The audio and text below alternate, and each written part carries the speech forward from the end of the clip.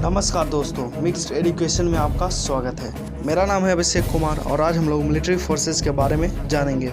Military या armed forces वो forces हैं जो हमारे नेशन की सिक्योरिटी और सोवरेनिटी को प्रोटेक्ट करते हैं। आज के दौर में जहां मानव प्रजाति कोरोना वायरस से जूझ रही है, तो दूसरी जगह हमारे देश की सेना दिन रात हम लोग को इस बीमारी से बचाने में जुटी हुई है।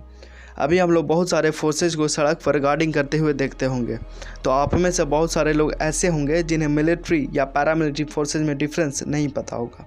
इनफैक्ट कई लोगों को तो यह गलतफहमी है कि मिलिट्री या पैरामिलिट्री एक ही हैं, बस बोलने का डिफरेंस है। एज ए डिफेंस एस्पायरेंट और being a citizen of India, आपको यह पता होना चाहिए कि इंडियन पैरामिलिट्री फोर्सेज क्या है और किस तरह से वर्क करती है।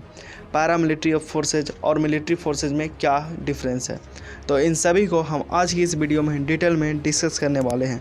और इस वीडियो को देखने के बाद आप किसी को भी मिलिट्री और पैरामिलिट्री फोर्सेज में डिफरेंस बता सकते हो। So let's start the video.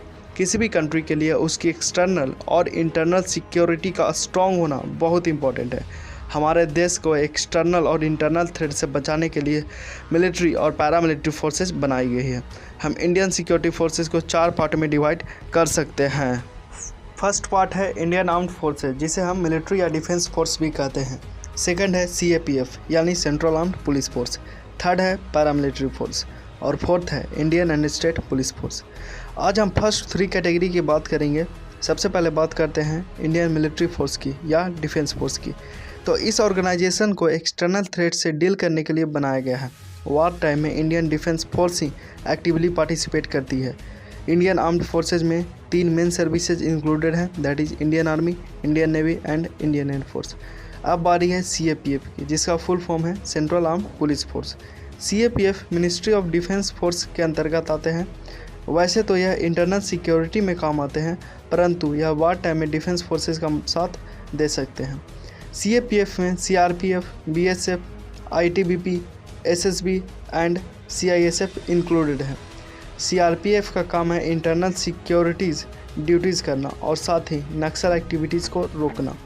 BSF का काम है इंडो बांग्लादेश और इंडो पाकिस्तान बॉर्डर पर पीस टाइम में उसकी सुरक्षा करना। वहीं SSB यानी सशस्त्र सीमा बल का ड्यूटीज़ है इंडो नेपाल और इंडो म्यांमार बॉर्डर पर मौजूद रहना। ITBP का काम है इंडो तिब्बतन बॉर्डर की सुरक्षा करना। CISF यानी सेंट्रल इंडस्ट्रियल सिक्योरिटी फोर्सेस का काम है central governmental industrial complexes buildings की रक्षा करना।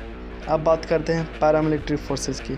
पैरामिलिट्री फोर्सेस के डिफिनेशन के अकॉर्डिंग पैरामिलिट्री फोर्सेज वो फोर्सेज हैं जिसमें मिलिट्री ऑफिसर्स उस फोर्स को मैनेज करते हैं और वो फोर्स मिनिस्ट्री ऑफ डिफेंस के अंडर आते हैं। इस डिफिनेशन के according Assam Rifles, Indian Coast Guard, NSG, Rashtriya Rifle भी शामिल है।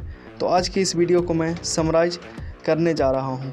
मिलिट्री फोर्सेज को मिनिस्ट्री ऑफ डिफेंस के द्वारा ही मैनेज किया जाता है, जबकि पैरामिलिट्री फोर्सेज में डिफेंस ऑफिसर्स हेड होते हैं, पर ये मिनिस्ट्री ऑफ होम अफेयर्स के अंडर काम करते हैं।